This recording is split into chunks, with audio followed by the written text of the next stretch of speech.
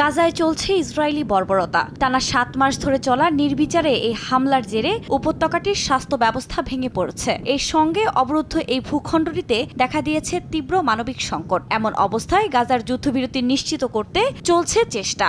যুদ্ধবিরতি অর্জনে মিশরের মধ্যস্থতায় শনিবার নতুন করে প্রথম দিনের মতো হয় আলোচনা। তবে কোনো রকম সিদ্ধান্ত ছাড়াই শেষ হয় এটি। হামাস বলছে, গাজার যুদ্ধের অবসান ছাড়া কোনো যুদ্ধবিরতিতে রাজি হবে না তারা। শুধু তাই নয়, দক্ষিণ রাফাতে ইসরায়েলি বাহিনী কোনো অভিযান চালাবে না এমন প্রতিশ্রুতিও মার্কিন প্রশাসনের কাছে চেয়েছে স্বাধীনতাকামী সংগঠনটি।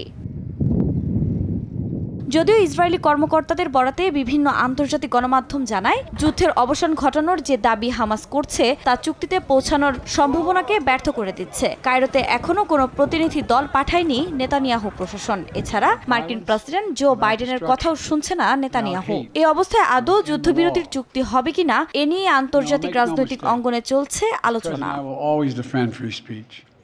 বিকাশে কম খরচে ক্যাশ আউটের লিমিট বেড়ে 50,000, প্রিয় এজেন্টও 2টা। এদিকে গাজার পাশাপাশি অধিকৃত পশ্চিম তীরেও নিয়মিত তাণ্ডব চালাচ্ছে নেতানিয়াহু বাহিনী। পশ্চিম তীরের তুল কালাম শহরে ইসরায়েলি বাহিনীর হামলায় হামাসের 4 যোদ্ধাসহ 5 ফিলিস্তিনি নিহত হয়েছেন। শনিবার রাতভর দেইর আল গুনুস গ্রামে অভিযান চালায় তারা। এমনকি নিহতদের মৃতদেহ তারা নিয়ে গেছে বলে দাবি করেছে ফিলিস্তিনের স্বাস্থ্য মন্ত্রণালয়।